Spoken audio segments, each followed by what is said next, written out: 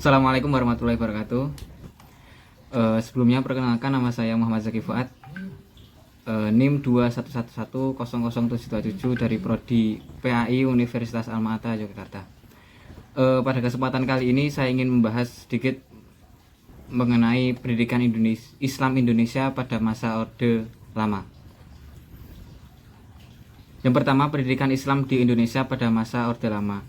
Pada masa Orde Lama, semangat para tokoh pendidik Islam tidak pantang semangat untuk memperjuangkan pendidikan Islam supaya dapat menjadi pendidikan yang legal dan diatur oleh dalam undang-undang.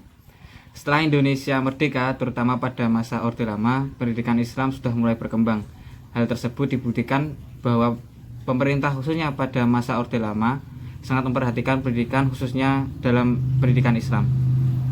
Sementara itu, di lain pihak, Departemen Pendidikan, Pengajaran dan Kebudayaan mengelola pendidikan pada umumnya dan mendapatkan kepercayaan untuk melaksanakan sistem pendidikan nasional. Akan tetapi, dari usaha yang dilakukan oleh pemerintah untuk mengembangkan pendidikan Islam, maka para generasi dapat merasakan pada saat itu hingga zaman B. Lembaga Pendidikan Islam pada masa Orde Lama. Pada dasarnya, lembaga pendidikan di Indonesia memiliki dua macam jenis lembaga, yaitu lembaga pendidikan formal dan non-formal. Berikut beberapa penjelasan mengenai pendidikan dari formal ataupun non-formal tersebut. Yang pertama, lembaga formal.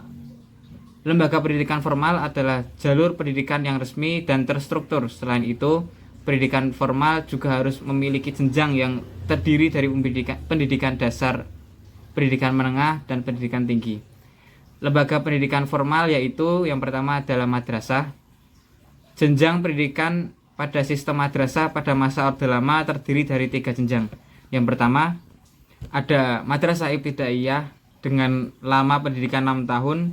Yang kedua madrasah sanawiyah pertama pendidikan 4 tahun. Yang ketiga madrasah sanawiyah atas pendidikan 4 tahun. Yang keempat madrasah sanawiyah negeri pendidikan 3 tahun. Dan yang terakhir adalah perguruan tinggi. B. Lembaga non-formal. Lembaga pendidikan non-formal adalah pendidikan tidak resmi yang dilaksanakan secara terencana, sistematis, fleksibel, dan berlangsung di luar sistem pendidikan formal. Pendidikan non-formal pada masa Orde Lama yaitu yang pertama ada pendidikan diniyah dan pondok pesantren. Pondok pesantren sebagai bagian dari sistem pendidikan nasional. Keberadaan pondok pesantren sebelum Indonesia merdeka diperhitungkan oleh bangsa-bangsa yang pernah menjajah Indonesia.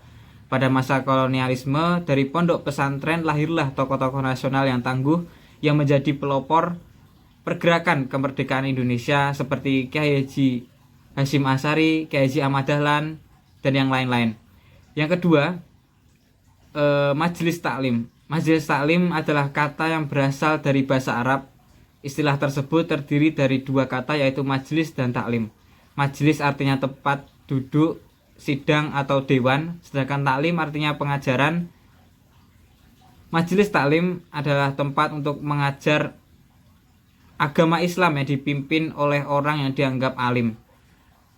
Pada saat Orde Lama, majelis taklim dipimpin oleh para tokoh-tokoh Islam yang disebut dengan kiai, yang mana kiai tersebut memimpin untuk mengaji kitab ataupun menafsirkan ayat dan hadis.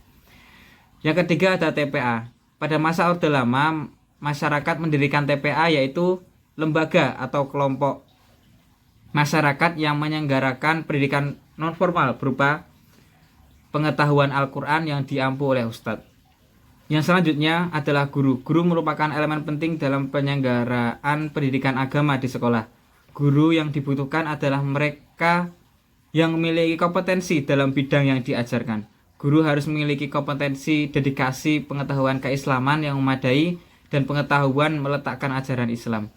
Di madrasah atau sekolah keagamaan, guru-guru agama Islam dipanggil ustadz.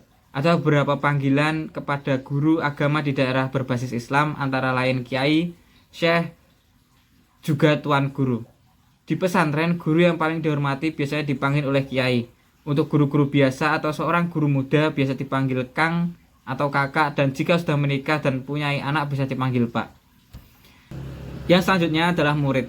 Sebutan murid pada masa Orde Lama jika ia belajar di pondok atau madrasah adalah santri, dan yang belajar di sekolah formal disebut dengan murid atau siswa.